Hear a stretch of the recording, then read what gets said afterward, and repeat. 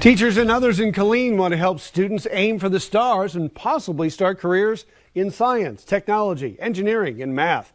As Aaron Heft shows us, the students have begun putting their best foot forward in special classes called STEM Saturday. Yeah, because it's about math and science. 10-year-old Abigail Bates hopes to one day be a scientist.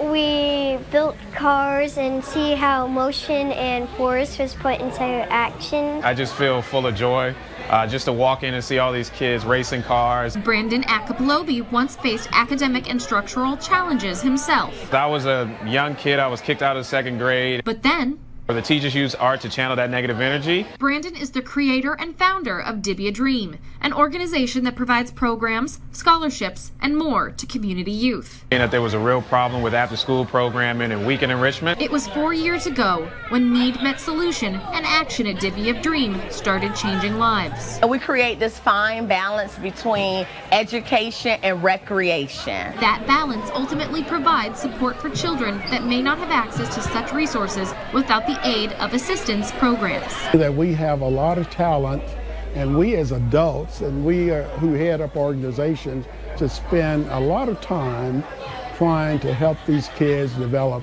early on.